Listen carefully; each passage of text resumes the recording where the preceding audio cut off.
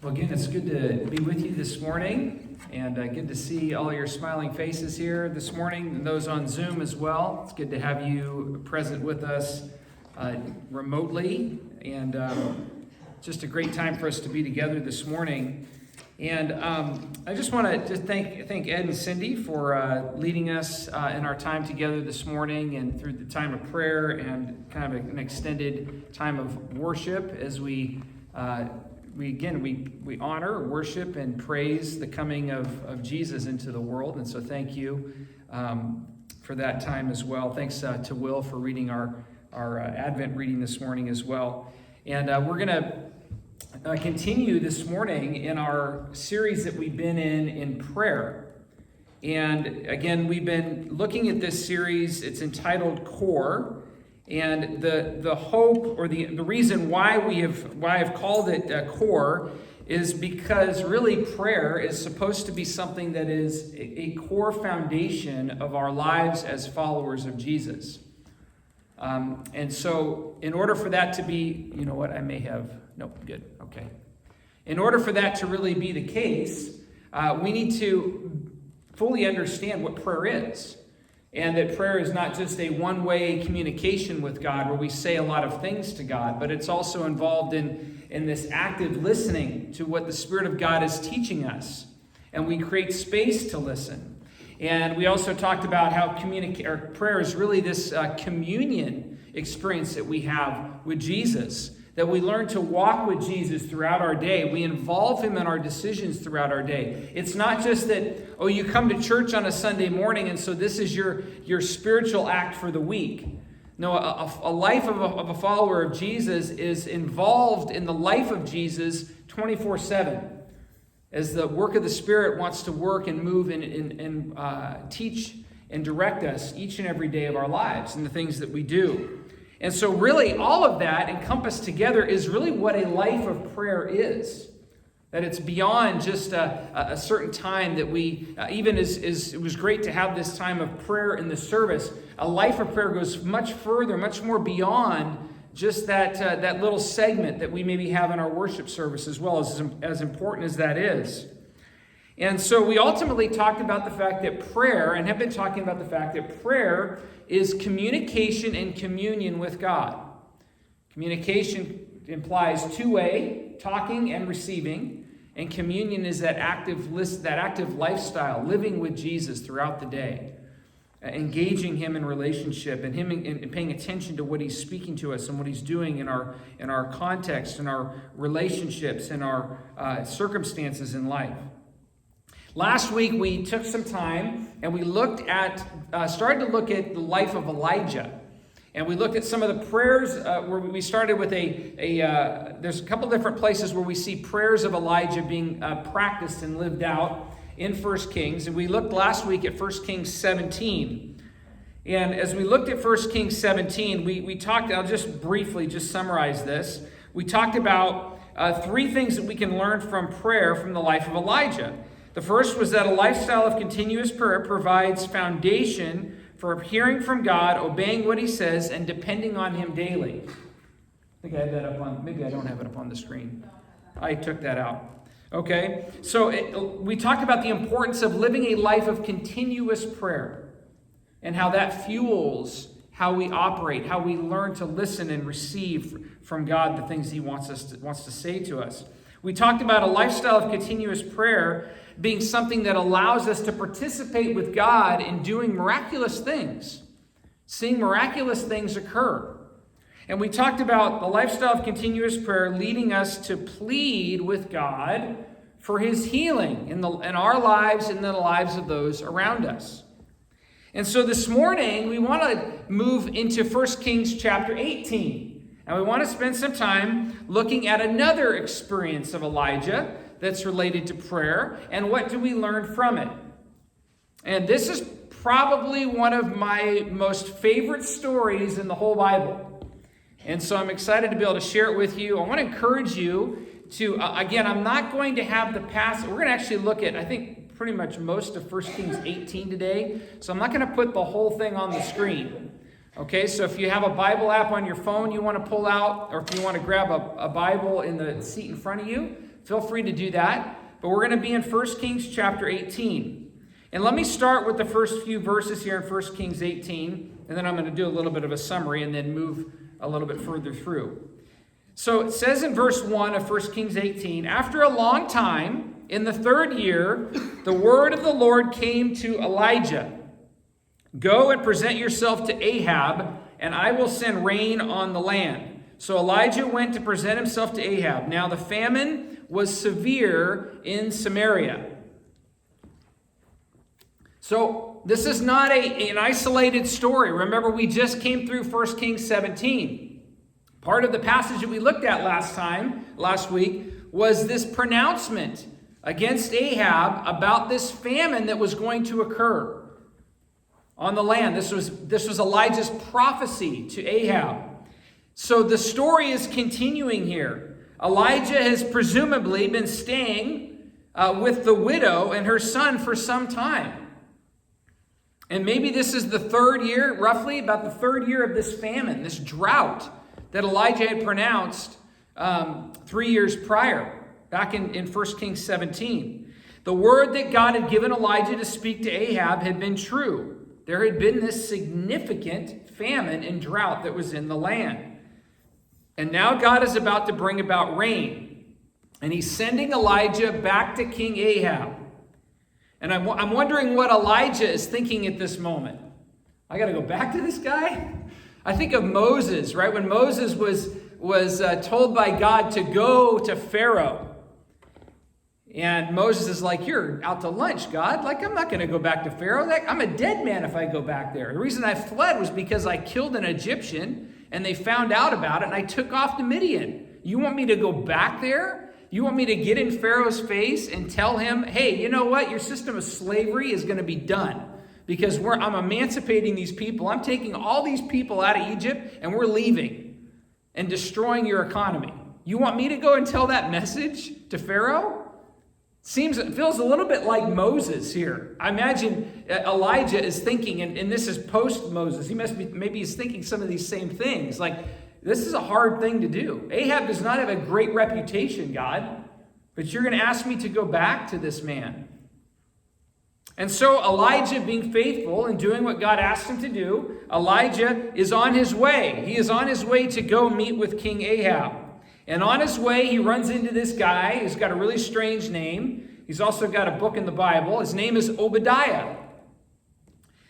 And Obadiah was the palace administrator for Ahab. He was a righteous and holy man. And Obadiah had been commanded by Ahab to find water and food for his horses so that they wouldn't die. So Obadiah is out in the fields and he's got the king's horses with him and he's trying to find them something to eat and something to drink. And while he's on this journey, Obadiah meets Elijah and sees Elijah coming back towards the land in order to meet with Ahab. And Elijah commands Obadiah, he sees him and he says, I want you to go back to the king and let him know I'm back and I'm coming to see him. And Obadiah is afraid because Elijah has been a hunted man. The king has been searching for Elijah. He hasn't been able to find him. And Obadiah is a little bit fearful because it's like, okay, well, Elijah, why don't you just come with me? Because if I turn around and go back and tell Ahab that I saw you and you don't show up, my head's going to be cut off, essentially. So he's a little bit afraid. Is Elijah really going to show up and meet the king? Because when I go back and tell him that he's coming and you don't show up, it's going to be bad news for me. But Elijah assures him, it's okay. I will arrive. I will come. I will meet with Ahab. Tell him I'm on my way. So Obadiah takes off and he heads back to meet with the king. It says in verse 10, this is what Obadiah is telling Elijah, as surely as the Lord your God lives, there is not a nation or a kingdom where my master, King Ahab, has not sent someone to look for you. So Ahab has been on the lookout for Elijah. And probably not to kill him as a prophet, probably to somehow coerce Elijah to renege on this prophecy. Can you say something or give a good positive word now so that this famine and drought goes away? I want to hear something good out of your mouth instead of something that's going to bring about destruction. Ahab has been going to great extremes to find Elijah. And so let's pick up the story in verse 16. Look with me at verse 16 if you're following along in your Bible. So Obadiah went back and met with Ahab and told him, "Hey, Ahab, I met Elijah." And when he saw Elijah, he told him that he had met with Elijah. And Ahab then went to meet with Elijah on the way. And when he saw Elijah, King Ahab said to him, "Is that you, you troubler of Israel?" And Elijah says, "I have not made trouble for Israel, but you and your father's family have made trouble. You have abandoned the Lord's commands and have followed the Baals." So Ahab here, do you see, he's quick to point out that the problem with this famine and this drought is because of Elijah. Elijah's the one that pronounced this famine and this drought. And he's like, "You're the troubler. You're the one causing problems. You said this was going to happen. You can turn the course of this around." And Elijah, though, is quick to correct the king and to tell him, "No, I'm not the problem. You're the problem. That's why we're in the drought and why we're experiencing the famine, because you have broken the first of the 10 commandments. The very first one, you shall have no other gods before me." And Ahab led the people into a period of time where they began to worship other gods than the Lord God, the Baals, and other gods of the land. And he says that's why we're dealing with the trouble that we're dealing with, is because of your leadership, your lack of character, your leading these people down the path of worshiping other gods. But what's so exciting about this story that will develop is that it would appear on the surface that the goal of Elijah is to point fingers, say you're getting what you deserve, beat Ahab up over, because Ahab's pretty prideful. But what we're going to see in this story is that the punishment of the famine and the drought served a bigger purpose. And it was intended to recapture the hearts of the people. That's a significant phrase I want you to remember. We're going to come back to that. The reason for the drought and the famine was to recapture the hearts of the people of Israel.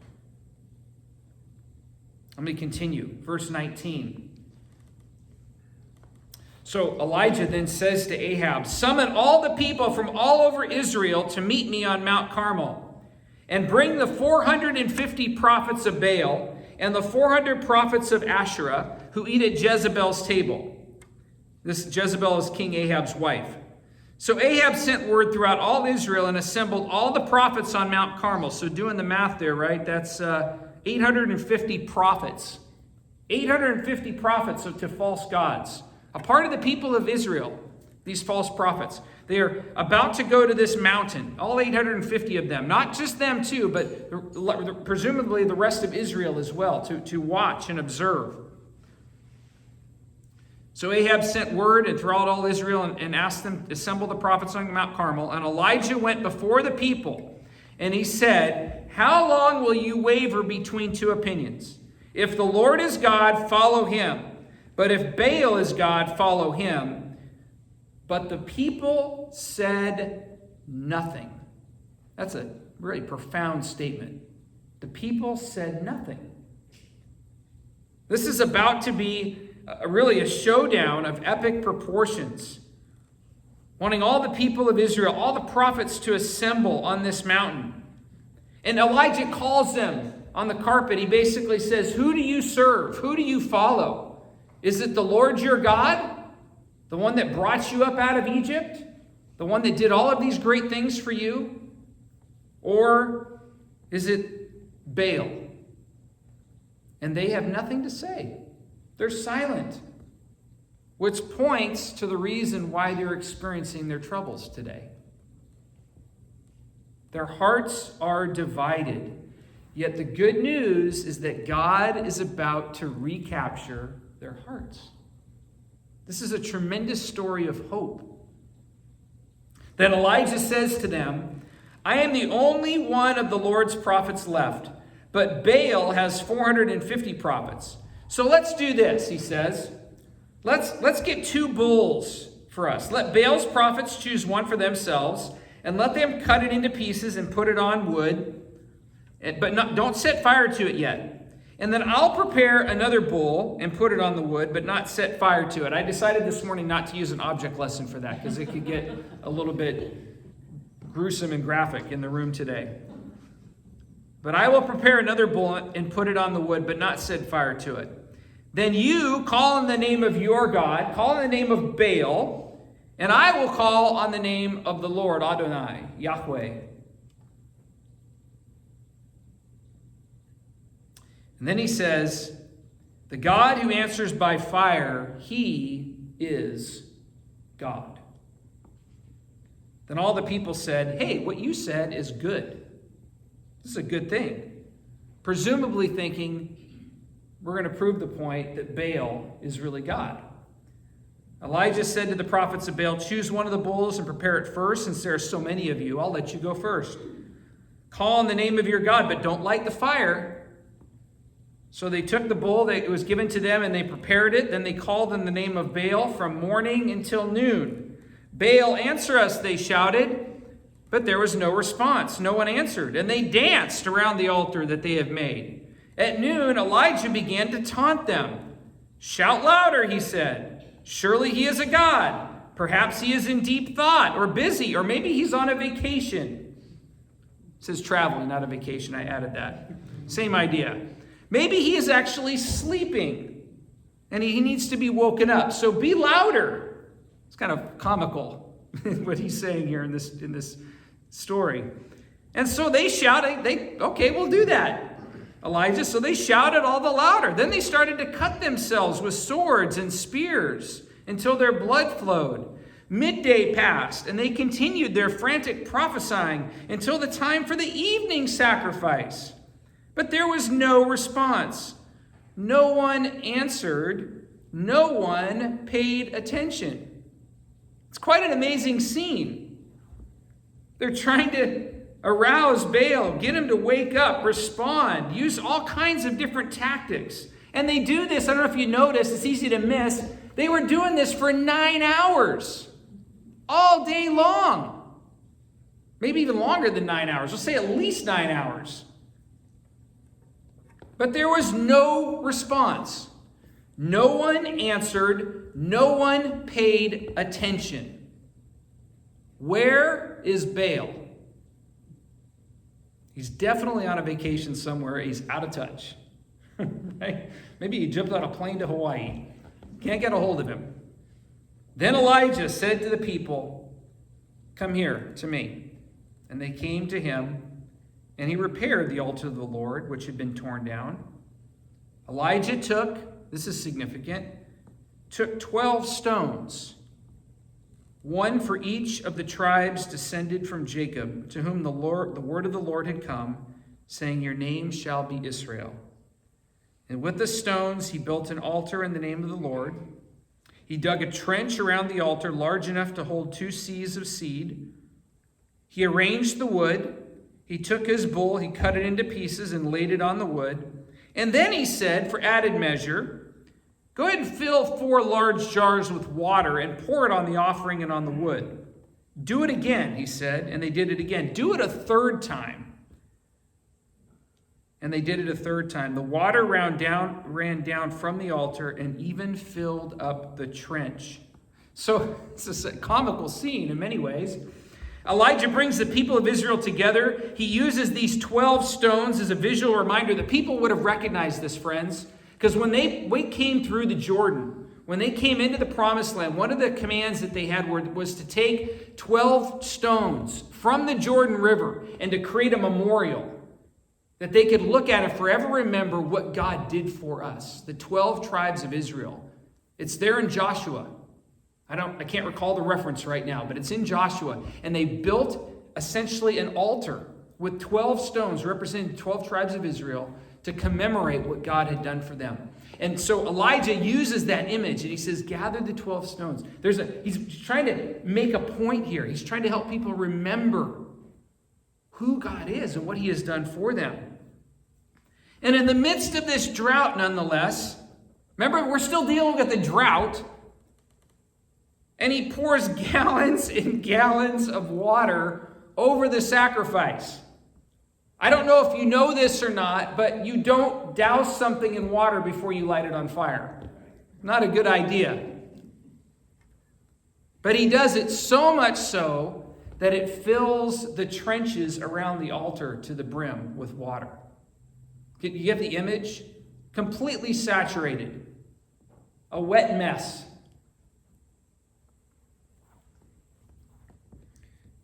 Verse 36.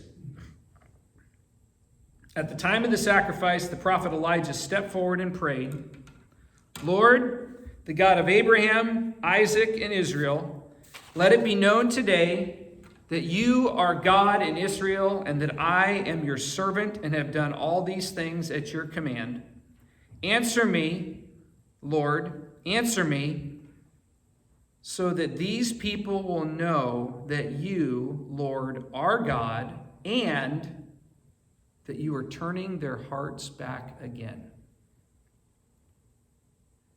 Then the fire of the Lord fell and burned up the sacrifice, the wood, the stones, the soil, and also licked up all the water in the trench. When the people saw this, they fell prostrate and cried, the Lord, He is God, the Lord, He is God.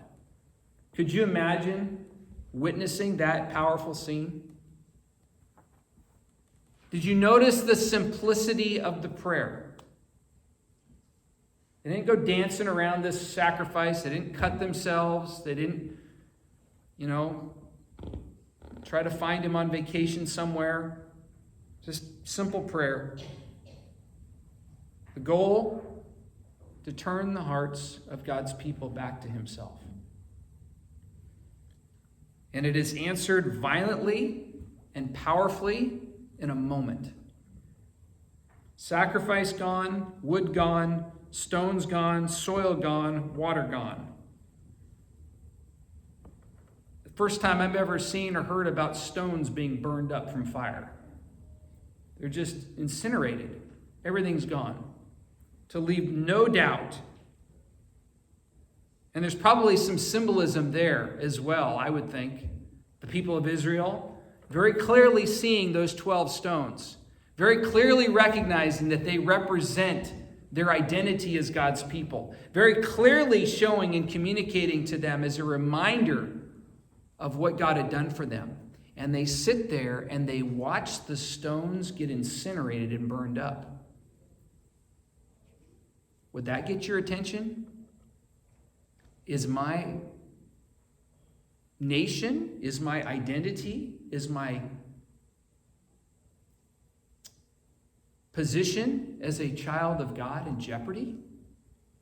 That certainly has to be the message it connotes. You are in danger of being wiped out. That's the message with the incineration of those stones. And surely the people, not just the epic scene of seeing that sacrifice eviscerated, but seeing those stones destroyed, would lead the people to say, oh my goodness, we have failed. We have missed the mark. We have sinned against God. And look at their response. They fall to the ground. They confess their allegiance to the one true God. So there's a couple of things this morning that I think we can learn about prayer from this story. And they're on your handout this morning as well. I don't know if you grabbed one in the back when you came in. But the first thing that we learn about prayer in this story is that I tend to be a little verbose, so I apologize for this, but I have a lot to like to say in statements. So we should pray in such a way where we plead that God would work by any means necessary to change people's hearts and bring them back to Him. Isn't that a powerful statement? We need to pray in such a way where we plead that God would use anything He needs to use to bring people back to Him. After all, that is what Elijah is attempting to do and what God has led him to pray for in this passage. And so I just want to encourage us this morning. Do you have loved ones in your life that are not walking with Jesus, family members, friends, children, parents, I would encourage all of us, would we continue or begin, if we have not begun, to pray for them diligently? Would we pray that God would intervene and, yes, use whatever means necessary to bring them to Him?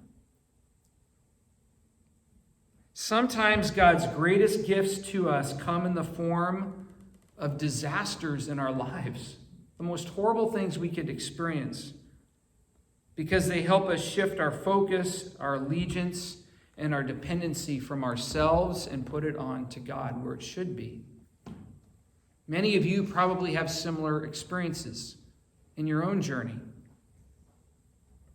I remember in a very simplistic way, I remember when I chose to follow Jesus. I still remember where I was. I was in 6th grade. What was I, 12 years old? I was in 6th grade. I was in my bedroom. And I remember just being totally down and discouraged because I didn't feel like I had any friends. I felt alone.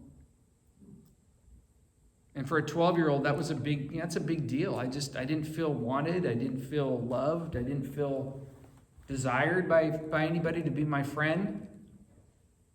And it was a lonely place. But I remember in that moment, in that place, I remember Jesus, even as a 12-year-old boy, saying, essentially, Darren, I'm your friend.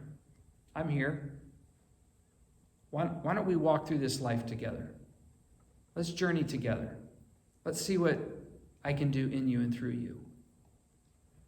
And so I remember that day, that afternoon, I remember getting down on my knees in the floor of my bedroom. And as best as I knew as a 12-year-old boy, giving my life to Jesus, saying, I want to be yours forever. Thank you for meeting me in my place of brokenness. Now, it may seem small and a bit insignificant. 12-year-old boy doesn't have a lot of friends. But as a 12-year-old kid, that was a big deal, to feel that pain. And Jesus met me in that pain. And He meets us in our pain and in our discouragement and in our brokenness. Again, the great irony of the kingdom of God, right? Most often, the best work that God does in our lives is through the tremendous difficulty of trials. And we avoid them as much as possible. But for some reason, it's through the difficulty and the pain and the struggle, as much as we hate it, that Jesus wants to meet us and to help us focus on keeping our eyes on Him. How easy it is to become self-dependent. How easy it is for us to become comfortable and reliant on our own selves to get the job done and to live life. But Jesus says, I want you to live your life for me. Let me live in you and through you. So, I want to encourage us to be praying for those loved ones that you can think of and name, that Jesus would use any means necessary to bring them to Him. Let's move on and look at the second thing we can learn about prayer from the life of Elijah, and it's in verses 40 to 46. Then Elijah commanded them, seize the prophets of Baal. Don't let any of them get away. This is a rather graphic section. And they seized them, and Elijah had them brought down to the Kishon Valley, and he slaughtered them there. Not a comfortable passage to read. And Elijah said to Ahab, go and eat and drink, for there is the sound of a heavy rain. So Ahab went off to eat and drink, but Elijah climbed to the top of Mount Carmel, bent down to the ground, and put his face between his knees. Go and look toward the sea, he told his servant. And he went up and looked, and there is nothing. He said, there's nothing there, he said. 7 times Elijah said, go back. The 7th time the servant reported, a cloud as small as a man's hand is rising from the sea. So Elijah said, "Go and tell Ahab, hitch up your chariot and go down before the rain stops you." Meanwhile, the sky grew black with clouds, the wind rose, the heavy rain started falling, and Ahab rode off to Jezreel. The power of the Lord came on Elijah, and tucking in his cloak into his belt, he ran ahead of Ahab all the way to Jezreel. Can you picture this, what Elijah is doing as he's praying? This is what he's doing. I don't know if you can see me. This is probably going to hurt me to do this, but he's in kind of this place. He's covered up on the ground. He didn't want to be distracted by anything else. His focus and his allegiance is on his prayer to God, this prayer for rain. He tells Ahab the answer to his prayer before he prays it. There's no sound of heavy rain, although he says, "I hear a sound of heavy rain," but there's no heavy rain coming. It's not there yet. He says it's going to happen. Elijah knew there would be, or rather he had the faith that there would be something developing because he knew that's what God wanted. And then Elijah bows down in this place of submission and pleads to God for rain, not just a little rain, but a lot of rain.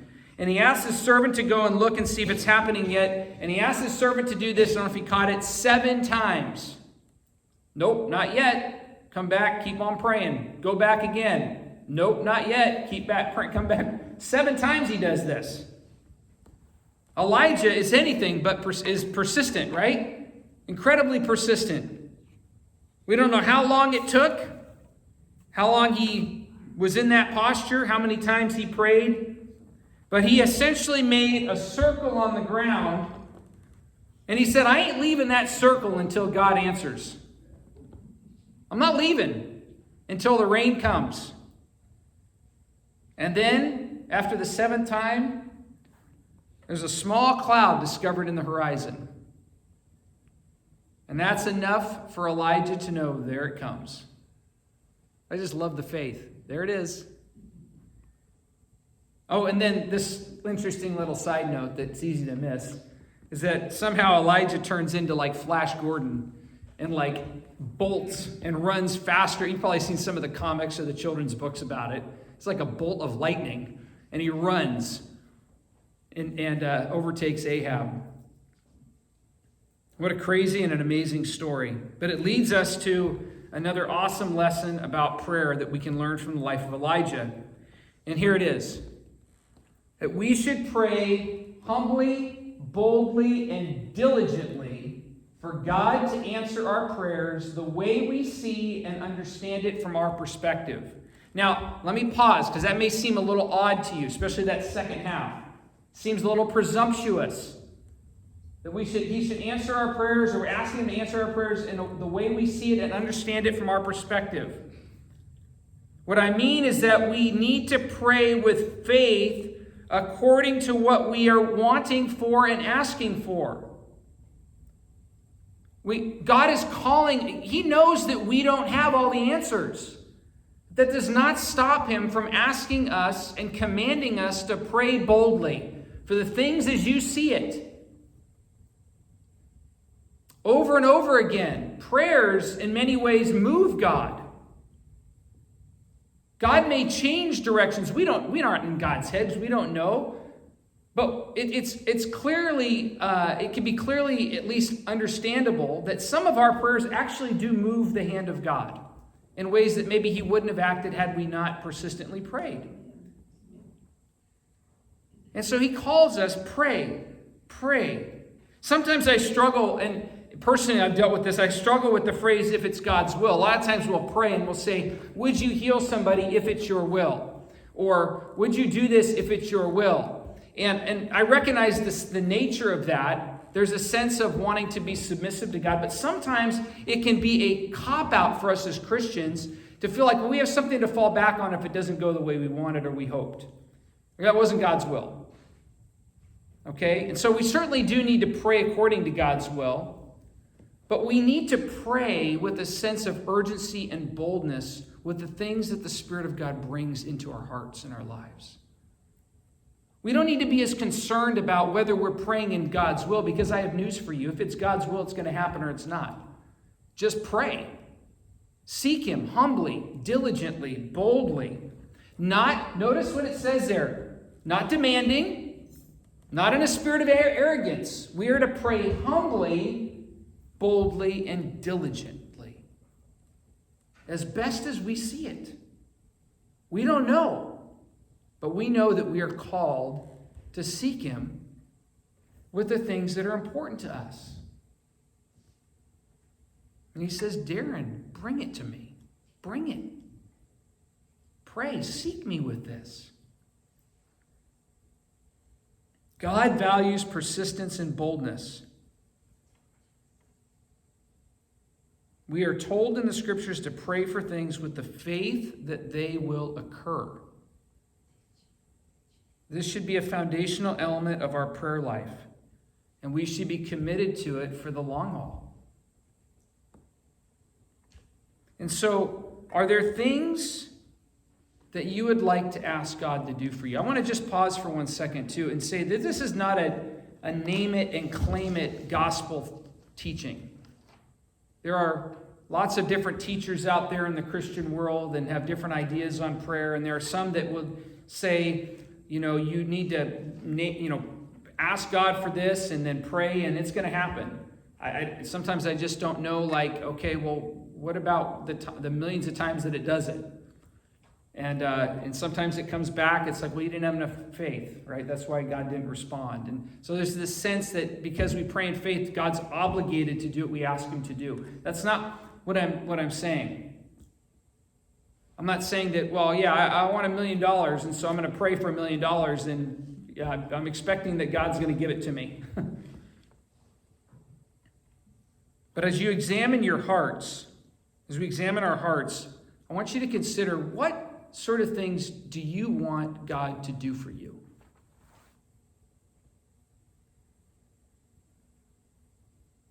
How would you honestly answer this question if it was God's question to you? I think I have this on the screen.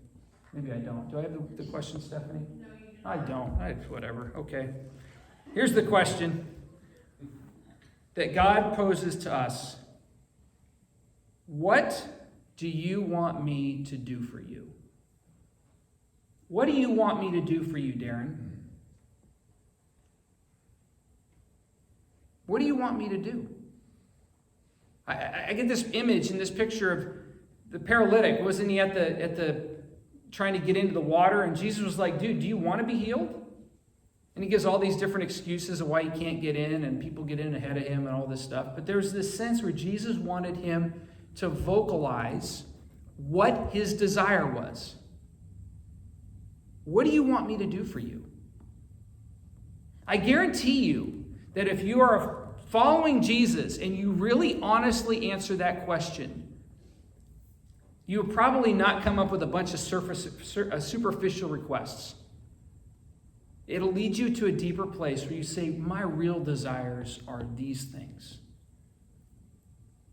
And you'll find that they are more closely probably aligned with what the Spirit of God wants to do in and through you and through your life. And so, will you ask him? Will you be honest with God in answering that question? What do you want me to do for you? So what I want to do this morning as we close, something a little bit different. And I'm going to give you some time. And if you're on our Zoom call, I just want to encourage you at home to feel free to kind of engage this activity any way you'd like to. But we're going to take a few minutes here at the end of the service. And up on my left side is a candle. And in the little basket are some little, I call them silent night candles.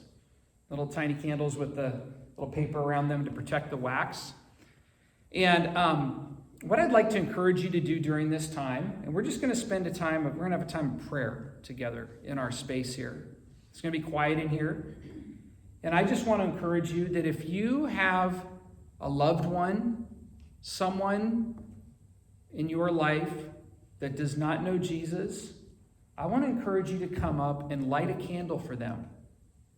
Symbolic that their life would burn for Jesus. That their life would represent the light of Jesus in the world. Okay? So I want to encourage you to do that if you feel comfortable. Come up and light a candle. You could sit in the front if you want here and just pray for that person if you'd like. And when you're done, you can just blow the candle out, and there's like a really ugly Home Depot bucket back here. You just throw the candle in there, okay, when you're done with it. Or if there's somebody else waiting, you can hand it to another person. Because there's quite a few folks in here this morning. I may not have put together enough of little candle things, but I could work on that too. And then the other part too during this time is I want to encourage you, if you're comfortable, to just find a bit of space here in the room. We're just going to give about 5 minutes to this because I don't want to labor too long here, but if you want to spread out a little bit and create, remember what I did up here? Like we talked about creating a circle.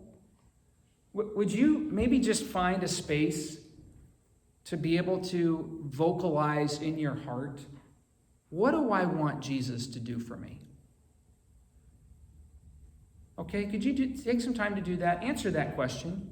God's asked you, what do you want me to do for you? Answer that question for him in the quietness of your own heart. Okay, so I'm going to be quiet. If you want to come forward and light a candle and pray for someone who doesn't know Jesus, or if you want to just stay put, but answer that question, what do you want me to do for you? And then after a few moments, I'll come back up and close out our time together, okay?